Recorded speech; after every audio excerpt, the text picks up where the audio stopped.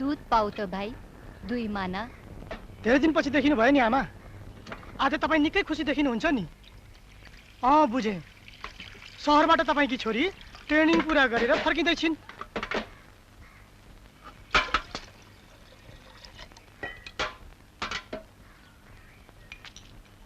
साउजी, रातो चिया? रातो चिया, दुध सक्यो। लाल चिया?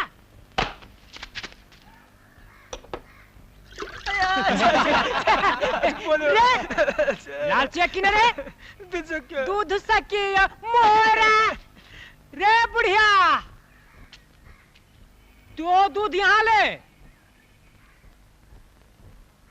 किन? सवाल पूछे बुढ़िया, मैले भनेपछि ले। नाइ, यो दूध मेरी छोरीको लागि हो।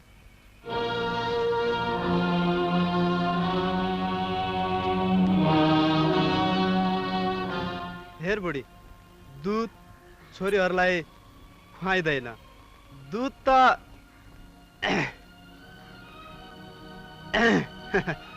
हामी जस्तो मर्दलाई खुवाइन्छ। हाम्रो चिया चिसो भइसक्यो, अब दूध दे। नाइ। दे। नाइ।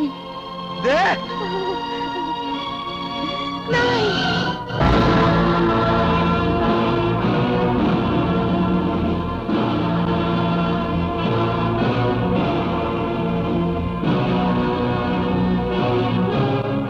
यो दूध तिमीहरू जस्तो हिजडाहरूको लागि होइन।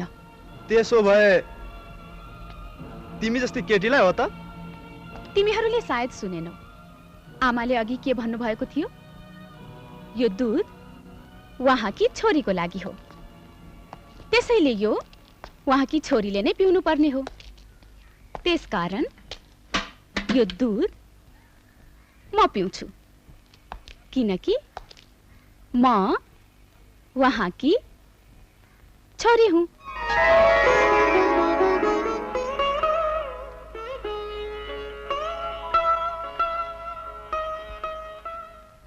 अब एउटा खेल खेलौं। यस खेलमा जसको जित हुन्छ त्यसैले यो दूध घट घट घट घट घट घट घट।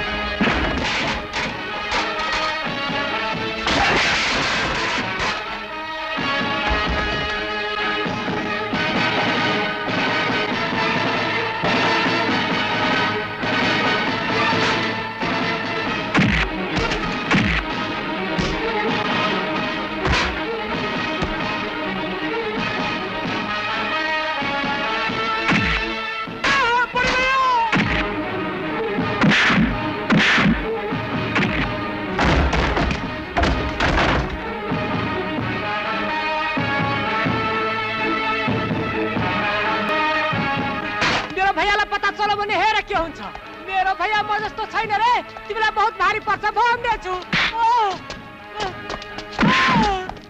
तेरो भैयालाई पता चले भने के हुन्छ रे? के हुन्छ रे? तँ जस्तो छैन तेरो भैया, छैन? मौका लिएर आइज तेरो भैयालाई।